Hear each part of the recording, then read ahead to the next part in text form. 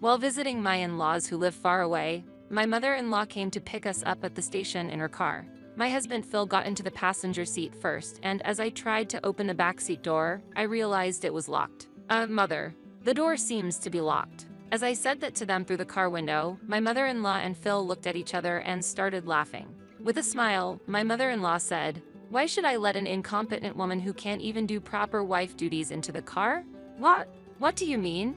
I never liked you from the start. You wear your career woman attitude on your face and don't support Phil at all." "Hey, open the door," I demanded, but the door remained firmly locked. Then Phil in the passenger seat said mockingly, "This should make you rethink things a little.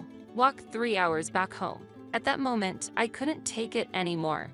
What kind of parent-child pair is this? "I won't follow you anymore. I don't care what happens." "Fine," I replied, squeezing out my words. My mother-in-law and Phil laughed loudly, rolled up the windows, and drove off. An hour later, Phil called me repeatedly. "I'm Katie Simpson, 31 years old and a working wife. I'm good at Spanish and work for a foreign company. My workplace is vibrant, and I spent my 20s devoted to my job.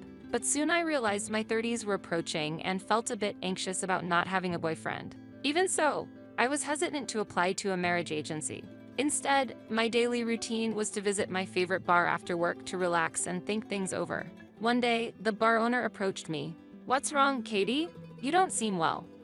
Maybe it's time I start thinking about marriage, but I can't find a partner." "I see. I know it's strange to suggest this to a customer, but how about me?" he proposed. "What?" This bar owner was Phil, who later became my husband. He was 5 years older than me and in his second year of running the bar. At first, we were just owner and customer, but after a few dates, I was drawn to Phil's charm. Since he listened to my work stories, I felt he understood my career and was reassured. Even during busy times, Phil always cared for me. A year into our relationship, he proposed to me, and I happily accepted. After that, my parents approved of the marriage, and we visited Phil's family. His family lives in the suburbs, a 3-hour walk from the nearest station. We headed to his parents' apartment in a rented car. Phil's father had already passed away, and his mother lived alone in the apartment. Suppressing my nerves, I greeted his mother, Diane, respectfully. "Nice to meet you. I'm Katie Simpson. I'm dating Phil," I said. But she stared at me and told Phil, "Phil, are you really marrying her? I thought you'd bring home someone cuter. She looks like she's got a cheeky face," she pointed out. I was shocked by her words. "And if you become his wife, can you help Phil with his work? He's always busy." "You're quitting your job, right?" she questioned. I hurriedly explained that I intended to continue working at my foreign company and had no plans to quit. "You think you can be a wife like that? I don't care if you work for a foreign company, but you're just cheeky." "Phil, don't marry this woman," she criticized. I looked at Phil for help, but he said, Hey, Mom. Katie's salary is high. It's fine if she keeps working, right? Good income, huh? Well, if that's the case, I guess it can't be helped." Phil's words seemed to soften his mother, but I was still hurting. "Even if you get married, don't slack off at work," she warned, and I felt troubled by her advice. Though she approved of our marriage, her words made me anxious. But with our home and her place being 4 hours apart, believing we'd have little contact with his strict mother, I decided to marry Phil. Afterward, we rented a 3-room apartment near Phil's bar and began our newlywed life. However, Phil didn't help with any housework. He would come home after I had fallen into a deep sleep and sleep until noon. Even if I asked him to do some housework before leaving for work, he didn't help at all. "Phil, you didn't do any chores again today. You used to live alone, so you should be able to handle basic housework." "Shut up. Now that we're married, housework is the wife's job, right?" Mom said the same thing. "Don't neglect your wife duties. But you know how busy my job is, right? You think working for a foreign company makes you look cool? You can't control me just because you have a better job and education." Phil's words seemed to reveal his frustration about my higher educational background and career status. Where did the man who understood my career before marriage disappear to? With my head in my hands, I had no choice but to shoulder all the housework. A few months after our marriage, I came home to a shocking sight. My mother-in-law had shown up and announced, "Mother, is something wrong?" "What? Didn't Phil tell you? I'll be staying here for the next 3 months to assess how well you do as a wife." "What? Phil, what is this about?" I looked at Phil, but he casually replied, did I forgot to mention it?" And so, living with my mother-in-law began, starting a painful chapter in my life. Every morning, Only I would be woken up early to do housework under her watchful eye. Fish for dinner? Are you treating me like an old lady? Even when I prepared dinner, she would criticize it daily. Sometimes, she would even throw away the food I'd put so much effort into making. After working late, I'd return home to find my mother-in-law blocking the entrance. What are you trying to prove by coming home this late? Don't forget my son is the one making the money. Because of this, I had to listen to her constant nagging. While she treated me like a servant, she often asked me for money. Katie, I want to see a musical show. Could you give me the ticket money? That's quite a sudden request. Come on, I'm in the big city, so you should let me have a little fun. Why are you being so stingy? At times like this, Phil would chime in, come on, it's not a big deal. Just give her some money. At my wit's end, I argued back, there's no way I can give you that kind of money.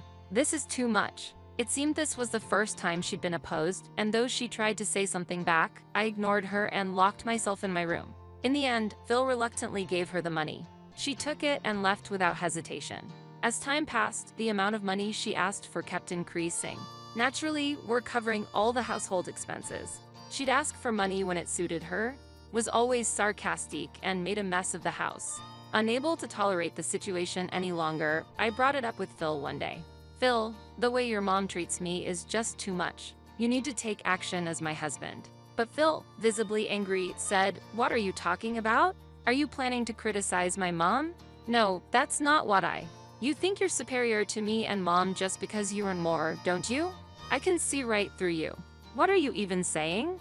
I don't understand. While I was confused, Phil calmly said, Mom isn't wrong about anything. You're a bad wife, so she's training you. If you continue to criticize her, I'll take measures. What do you mean by measures? At that moment, Phil took out a divorce form, already filled out, and slammed it on the table. Phil, what's this? If you don't comply, I'll divorce you. A woman as unappealing as you will be left alone once you're not with me. And who's the one nobody wants around? You're ridiculous. When I counted, Phil was lost for words and left the room with a snort. I no longer felt any love for Phil. I couldn't forgive his behavior. But simple revenge wouldn't mean much. So I decided to wait for the right opportunity. After the promised 3 months, his mother finally left. Still, my relationship with Phil remained strained. He continued to refuse to help with the housework and only spoke to me harshly. I gradually grew to dislike speaking to Phil altogether. Time passed, and as the Christmas approached, Phil decided on his own, we're going to my parents' place for Christmas this year. Since we were married, I had no choice but to comply, so I reluctantly agreed. On the day of the trip, we took the train. While visiting the in-laws who live far away, my mother-in-law came to pick us up at the station in her car. Phil got into the passenger seat first, and as I tried to open the backseat door, I realized it was locked. Mother, the door seems to be locked. As I said that to them through the car window, my mother-in-law and Phil looked at each other and started laughing. Why should I let an incompetent woman who can't even do proper wife duties into the car? What do you mean? I never liked you from the start. You wear your career woman attitude on your face and don't support Phil at all. Hey, open the door, I demanded, but the door remained firmly locked. Then, Phil in the passenger seat said mockingly, this should make you rethink things a little. Walk 3 hours back home. At that moment, I couldn't take it anymore. What kind of parent-child pair is this? I won't follow you anymore. I don't care what happens. Fine, I replied, squeezing out my words. My mother-in-law and Phil laughed loudly, rolled up the windows, and drove off. I just silently watched their car drive away. Well then, let's head back, I murmured to myself. And I returned to the station instead of going back to her place. I'd never go back there again. No matter how angry my mother-in-law and Phil would get, I didn't care anymore. I managed to find an open seat on the train and quickly left the area. An hour had passed since I had separated from my husband. Then, my phone started ringing. The caller was Phil. I ignored it and put my phone in my coat pocket. The calls kept coming, almost like a relentless pursuit. Unable to bear it any longer, I stepped out onto the train deck and answered the call. Hello, I said. You finally picked up. Where are you? Phil asked in a panicked voice. Keeping my composure, I asked, what's with all the calls? What's going on? So, after that, we decided to go for a drive and head back home, and I took Mom to a tourist spot. On the way, we had an accident, he replied. An accident? What do you mean? We both got minor injuries. But the other party is a foreigner, really angry, and we can't communicate. You're good at Spanish, so could you come to mediate? Phil asked frantically. I see. Are you really listening? The other car looks very expensive, and the driver is yelling in Spanish. Hurry up and come here. Where are you walking right now? Phil said. I'm not walking, I replied. What? Actually, I'm on the train right now. We're about to enter a tunnel, so the signal might cut off. What the hell? Are you kidding me? Are you heading back home? Phil shouted, but I hung up immediately. Even though the tunnel was a lie, I smiled coolly. After returning home and packing my belongings, I quickly moved into a short-stay rental apartment. Once that was done, I headed to a certain place. After the Christmas holiday ended and the first working day of the year arrived, I left the office to find my mother-in-law with crutches and Phil with a neck brace, waiting for me. What are you two doing? I asked with a scowl, and both turned red in the face. There's no one at home, and you're not answering your phone. What on earth have you been doing? Unforgettable. They yelled, so to avoid causing a scene, I led them to a nearby cafe. Why did you not come last time? And you call yourself a wife? My mother-in-law began to shout, but I ordered coffee and chose to ignore her. Phil couldn't hide his anger and said, because you didn't come back. We had all sorts of trouble afterward. The police came, and in the end, we had to speak directly to the other party. They're foreigners, and not being able to communicate was a problem. Really? I replied. I'll overlook your attitude. So just go and talk to them quickly. They're calling again. With a pushy attitude, Phil handed me the phone. Reluctantly, I answered the call, had a brief conversation with the other party, and ended the call. Phil asked me, so, what did they say? I calmly responded, they were really angry. Apparently, your mother ignored a red light and crashed into the other car. And the other party is a famous international celebrity, demanding compensation for medical expenses and the totaled car. That car is worth $300,000. What? Phil and his mother exclaimed in shock, their voices echoing in the room. They seemed speechless, unable to hide their surprise at the information. Well, can't you handle it with insurance? I lightly suggested, but my mother-in-law's face darkened immediately. Actually, we don't have insurance. I thought it was a waste of money, she muttered. Oh my, I said with a bitter smile, sensing the atmosphere change. Phil showed his anger toward me and said, what's with that attitude? That's not how a wife should act. Quickly talk to them and make sure there are no additional costs. If it goes to court, you'll be our interpreter. Then, my mother-in-law chimed in, yes, you're rich, so you should help out with this. It's only natural as a wife. I calmly responded, I'm not a wife anymore. What? Phil looked surprised, but I proceeded to explain the facts matter-of-factly. When Phil presented the divorce form to pressure me, my heart had already gone cold. I swiftly went to the courthouse and filed the divorce papers. I had kept the form Phil had used for leverage in case anything happened. What, you? How could you do this on your own? Phil exclaimed in shock. How disrespectful. His mother accused. Both of them criticized me simultaneously, but I stood my ground and confidently rebutted, I have nothing to do with you anymore. We're just strangers now. You can suffer paying the $300,000 or whatever. You horrible people. I walked away, leaving them fuming with anger. As for what happened afterward, I heard that both eventually made a full recovery from their injuries. Apparently, they weren't that seriously injured in the first place. My former mother-in-law's car was broken beyond repair due to the accident, and the famous foreign celebrity demanded an unimaginable amount in compensation. Phil's bar was never particularly successful, and his income alone was insufficient to support their household. With Phil's low income and his mother living unemployed in an apartment, they had no way to come up with the necessary funds and eventually had to go into debt. Phil moved back to his parents' home, and the two now lived together in a shabby apartment, working hard to repay their debt. Even after hearing these stories, I don't feel any sympathy for them. On the contrary, I even feel a sense of relief. Several years have passed since the divorce, and I've been living alone, focusing on my work. As a result, my stress has decreased and my performance at work has improved, leading to a promotion. Recently, a sincere and reliable man I met through work formally asked to date me with marriage in mind. I intend to accept his proposal. From now on, I'll put myself first and pursue true happiness.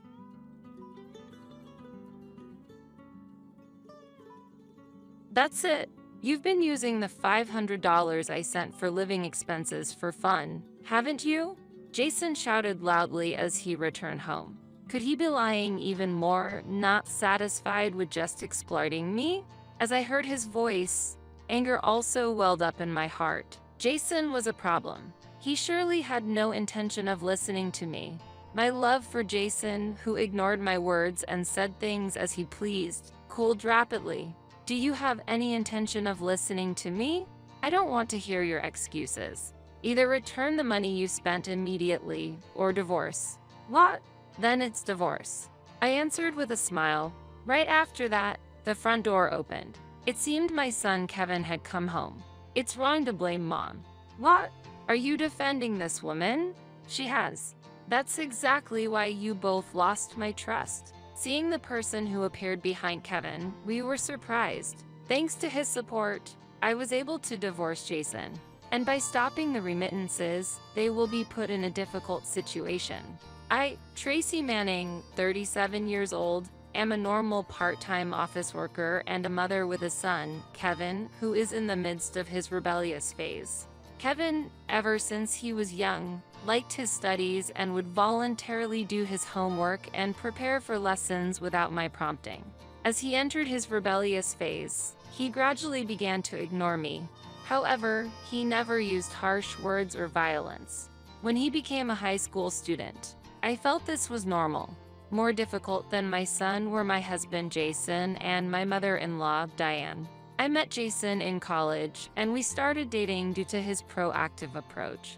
After graduating, Kevin was born and we got married. How rude to have a shotgun wedding, my mother-in-law criticized. She loved Jason very much and probably thought I took him away. I endured her mistreatment. Sometimes it even endangered my pregnancy. At such times, my father-in-law Michael would save us, saying, "What are you doing?" My father-in-law is strict but kind-hearted, a benefactor who has supported us many times. I keep in touch with my father-in-law, but I keep my distance from my mother-in-law. Honestly, I don't want to get involved with her. Then one day, I got an unpleasant call from my mother-in-law. Hey, could you increase the remittance a bit? Actually, we were financially supporting her. Once, Jason suggested we live together. However, citing unresolved issues from the past mistreatment and Kevin's examination period, I refused. Then, Jason and his mother strongly criticized me. Not wanting to live together is inappropriate for a wife. My mother-in-law said, always dwelling on the past. Jason also said, wait, does living together mean I have to change my desired school? Kevin changed the situation with those words. Kevin, as the heir, was pampered by my mother-in-law. If I don't go to that school, my future will be jeopardized. Do you intend to hinder my dreams? If so, I'll never forgive you. Because of Kevin's words, my mother-in-law had nothing to say. Jason also silently looked at his mother. It was also helpful that my father-in-law was on our side. If you don't value your family, you might lose your job, he warned Jason. My father-in-law runs a company where I work part-time. Jason is the nominal successor, but his lack of work skills is well known. Even I, a part-timer, hear about Jason's incompetence. It's that famous. I think his current position is due to my father-in-law's mercy. Understanding this, Jason stopped mentioning living together. Given this background, we decided to provide financial support instead of living together. I don't feel the need to provide support, but please let me at least do this for my parents, begged Jason, so I accepted it. Jason is lazy, so in reality, I am the one sending the $500 he gave me directly to my mother-in-law. I think there's no need for financial support with your husband's income, but it's for my husband. Just send it quickly without complaints. My mother-in-law insisted over the phone. Arguing would only make my mother-in-law angrier. Until now, Kevin and my father-in-law have been supportive, but now Kevin is in adolescence, and my father-in-law is busy with an important project. It's hard to ask for help. Despite this, my mother-in-law's persistent demands for more money continued, so I decided to add another $300 from my part-time income. Just $300? Well, okay. I've increased the amount, so please don't make unnecessary contact anymore. I firmly warned my cheerful mother-in-law. Keeping distance from my mother-in-law was best, but I couldn't forget my father-in-law's kindness. I plan to endure until Kevin becomes independent. I'm back. Welcome back. After that, I planned to talk to Jason, who had just returned home, about the increased financial support. But Jason avoided even looking at me. Irritated by him, I still tried to have an important conversation. I want to talk a little. Enough, I'm tired. I'm going to take a bath, he said and headed straight to the bath. Picking up the socks and tie Jason left strewn about, I sighed. What's wrong? A voice came from behind, and I turned around in surprise to see Kevin, also looking surprised. That startled me. Kevin. It's been a while since he spoke to me, so I was surprised. Sorry about that. I didn't mean to startle you. It's okay. Did something happen? We talked for the first time in a long time. I was so happy I ended up telling him everything. Being ignored by your own husband is indeed painful. Meanwhile, Kevin listened to my story, seemingly deep in thought. Maybe grandma. Hey, I'm done with the bath. Time for dinner. While Kevin was about to say something, Jason returned to the living room. So, Kevin stopped speaking and went back to his room. Feeling like I missed a precious moment with my child, I served dinner to Jason. Hey, I have something I want to talk about. Even while eating. What? Fish? Not meat. The moment I tried to start a conversation, Jason complained about the meal. You said you wanted fish today, but more importantly, that was this morning, right? Now I feel like eating meat. A wife should sense these things. I don't have ESP. You know, I go shopping after work, right? You should tell me before then. Shut up. You're a failure as a wife. Why did I have to be criticized like this? When I argued back, Jason became more dissatisfied, leading to a marital argument, and I couldn't bring up the topic of financial support. At that time, I didn't realize that Kevin was recording us with his smartphone. Sigh, father-in-law is really a good person. I muttered to myself alone in the living room. To be honest, I had to express it out loud to cope with the stress. My mother-in-law's side, a younger Jason used to consider my health and help with housework. That's why I decided to marry him. But after Kevin was born, everything changed. While I struggled with Kevin's upbringing, he didn't support me at all, continuously criticizing. Mom would do it this way, mom would be perfect. Thoughts of divorce came and went in my mind. I pondered over the future alone after such events. Around the time Kevin started his summer vacation. During that period, Jason completely ignored me. It was the same behavior as Kevin during his rebellious phase. Is he really a mature adult? There's something important. Come to our parents' house. One day, our family was called to my in-laws' house. It was sudden, and I had work, and Kevin had other plans, so I sent Jason alone. Jason looked a bit displeased, but took a leave and went by himself. Kevin was also getting ready to leave. Kevin, where are you going? Friends. Yeah, that's right. Okay, take care. Don't be too late. So, Kevin and I left the house separately. While at work, I heard that Jason's absence increased work efficiency, and I unconsciously smiled. When I returned home, no one had come back yet, and I started preparing dinner, wondering if I would be criticized that day. Suddenly, hey, Tracy, Jason yelled as he entered through the front door. What happened, Jason? You seem so upset. You've been deceiving me. With doubtful eyes, Jason shouted at me. What? Not understanding his words, I tilted my head and Jason glared at me with anger. Confused, I understood the situation from Jason's next words. We're getting a divorce. You've been playing with the $500 I gave you for living expenses. As soon as he came home, Jason began his angry tirade. Listening to Jason, anger also welled up in my heart. Jason was out of line. Seeing his behavior, he clearly had no intention of listening to me. Jason's attitude of unilaterally throwing words without listening to me rapidly cooled my affection for him. Don't you intend to listen to me? I don't want to hear your excuses. Either return the money you spent immediately or divorce. What? Then divorce it is. I spoke with a gentle smile, and then the front door opened. It seemed Kevin had come home. It's wrong to blame Mom. What? You're defending this woman? She has to. That's exactly why you have lost our trust. We were surprised by the person who appeared behind Kevin. Father, Dad, why are you here with Kevin? There stood my father-in-law, filled with indignation. What are you doing? Explain quickly. When my father-in-law asked in a stern tone, Jason immediately stumbled over his words. My father-in-law gazed at him sternly while Kevin took out his smartphone. I recorded all of Dad's behavior towards Mom, including our recent conversation. This will show everyone that Dad is wrong. What? When Kevin said that, Jason looked utterly shocked. I won't allow you to make Mom the villain, and if you try to hurt her, I'm prepared to take you down, Dad. Kevin is athletic and well-built, while Jason has recently started to develop a belly, a typical middle-aged man.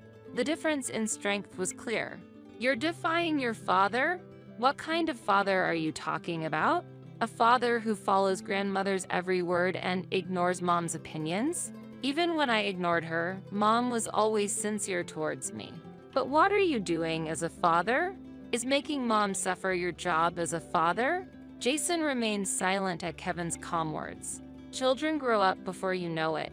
Despite this situation, I was sincerely happy that Kevin was protecting me. Jason, remember what I said earlier about what happens to a man who doesn't value his family? My father-in-law said this, and Jason's face turned pale. A natural reaction. It's as if he's saying he's about to fire him. Mom, here. This is a divorce form? What I was handed was a divorce form. Why did Kevin have this? I never expected such preparations. You don't have to worry about me. Encouraged by Kevin's words, I quickly filled in my part and handed it to Jason. Without hesitation, Jason signed the divorce form and then looked at me, surprised. What? Are you sure? Won't you be in trouble if we get divorced? I'll manage. It's easier than living with you. And no more troubles with your mother. But you have no choice but to sign the divorce form. Sign it now. Jason hesitated slightly, but under my father-in-law's stern gaze, he signed the divorce documents, looking dejected. Kevin, pack up. We're going to my parents' house. Got it. After that, we quickly packed our things and headed to my parents' house, sent off by my father-in-law. Jason, who tried to follow us, was glared at by Kevin and my father-in-law, stopping him in his tracks. We decided to stop by the city hall on the way to submit the divorce form. I'm truly glad Kevin and my father-in-law came back together. They made it possible for me to divorce Jason smoothly. What about the financial support? Of course, I'm stopping it. Stopping the financial support would definitely change their situation. Upon arriving at my parents' house, they welcomed us warmly, despite the sudden visit. After ensuring we were okay, my father-in-law went home. Hey Kevin, why were you with grandfather? Choosing a calm moment, I asked Kevin. Actually, I had a meeting planned with Grandpa today. It turned out his plan for the day was to talk with my father-in-law. Kevin had told my father-in-law about the financial support and Jason's daily behavior after hearing about it from me. They had made plans to meet to discuss future strategies. It turned out that my father-in-law didn't know the details of the financial support. Come to think of it, my father-in-law was absent when the financial support was decided. The topic of financial support came up after my father-in-law had left the room. The subsequent arrangements were made over the phone with my mother-in-law. I would tell my husband, and my husband understands, she said, but maybe that was a mistake. And when Kevin told my father-in-law about the situation, he seemed to be trembling with anger. Diane should have sufficient funds from me. What is she spending the money on? As a result, my father-in-law apparently conducted an investigation into my mother-in-law's activities. What became clear was my mother-in-law's wasteful spending habits. She had been using the financial support we sent for extensive shopping. During my mother-in-law's absence, a search of the storage revealed countless branded items and luxury jewelry. Moreover, it seemed she had been giving lavish gifts to attractive young men in the neighborhood. The men showed no interest in my mother-in-law, and I wouldn't seriously date a man much older than me either. The rejected gifts were left unopened in the storage because she couldn't deal with them, and my father-in-law disposed of them. Grandpa is divorcing Grandma. He was furious about her irresponsibility. I can imagine. My father-in-law decided to divorce my mother-in-law, and after seeing Jason's actions on Kevin's phone, he was further enraged. He returned with Kevin to encourage me to divorce Jason too, after deciding to get divorced himself. They encountered the scene of me being criticized and immediately urged for the divorce papers to be signed after hearing me declare I wanted a divorce. That's why everything was so prepared. Exactly. This is from Grandpa. Kevin handed me a brochure about a property. The property was of moderate size, located midway between the school and my workplace. It seemed a bit far from my in-laws' house. What does this mean? I asked. Grandpa wants to offer us this house as an apology for the recent situation, Kevin explained. I was wide-eyed with surprise. While I would have to drive from my parents' house, I could commute using regular routes from this new house. Grandpa said he doesn't want us to hesitate. It seems he'd be happier if we accepted the house. I see. I need to thank him later. I was impressed by such generosity, typical of a CEO. I gratefully accepted the house offered by my father-in-law. Eventually, Jason lost his job, not only because of this incident, but also because he exposed his incompetence by leveraging his position as the CEO's son and caused various problems. He was pushing off the little work he was assigned, coercing young female employees into relationships, and harassing male employees. During the discussion of these issues, testimonies piled up, resulting in Jason's immediate dismissal. My mother-in-law, divorced by my father-in-law and kicked out of the house, apparently ended up at Jason's place. After the settlement of asset division and child support, Jason's savings were almost depleted, and he was hit with the misfortune of losing his job.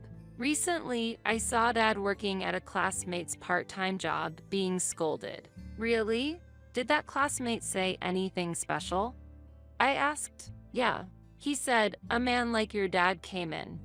I told him not to hesitate to be strict if he's not useful. Kevin replied, "I see, that's how it is."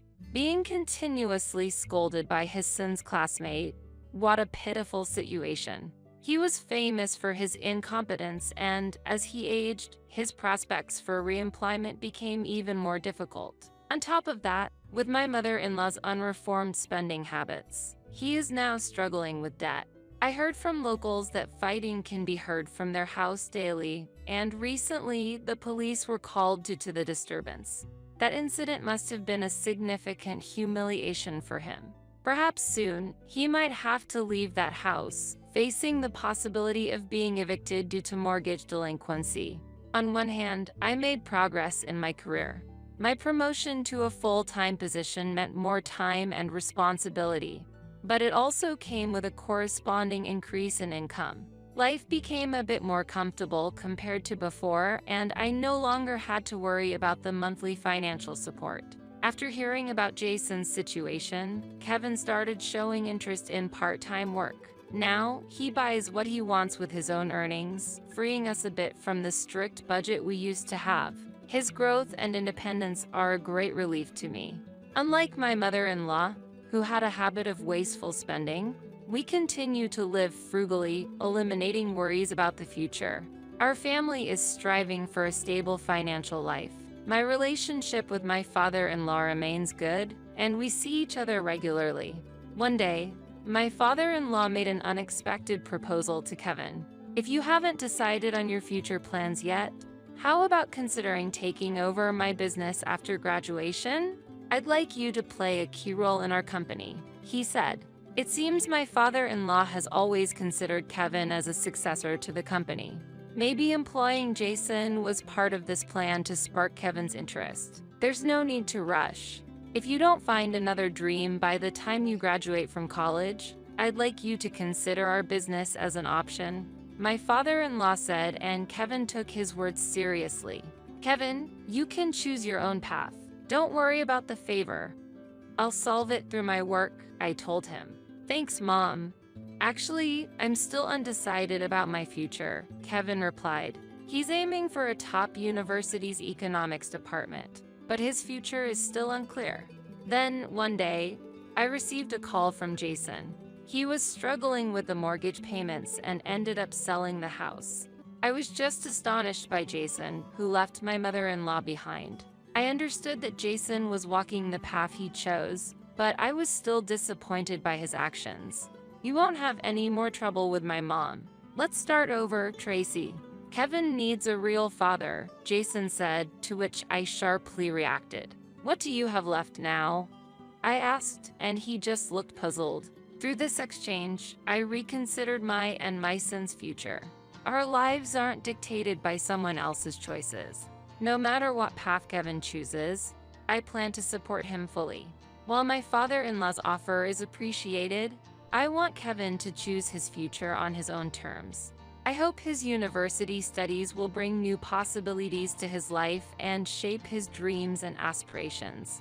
We will continue to move forward step by step, overcoming difficulties. Along with my son's growth, I may have also started a new journey. You have no job, no property, no home. Kevin and I have no feelings left for you. You even abandoned your mother, the only one you had left. What do you have now?" Jason was silent to my question. I was honestly disappointed with him for choosing his mother over me and then ultimately abandoning her. The Jason I once loved seems to no longer exist. But if I return to you, Tracy, you no longer have a place with us. I don't want you to contact us ever again.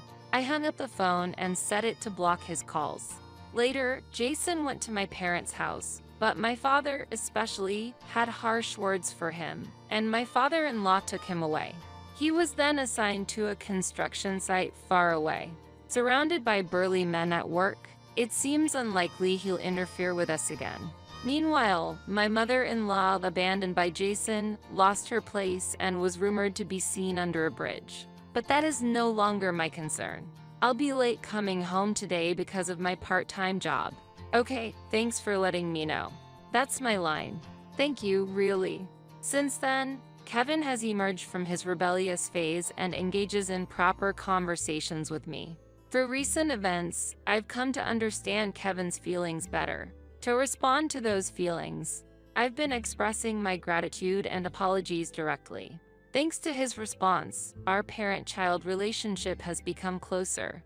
Jason's departure, ironically, made us closer as a family. I spent the day with Kevin, thankful for this, and smiling. My relationship with my father-in-law remains unchanged. I may want him as a successor, but I just want to see my dear daughter and grandson, he says, caring for us. My father-in-law was delighted when we recently went on a trip with my parents.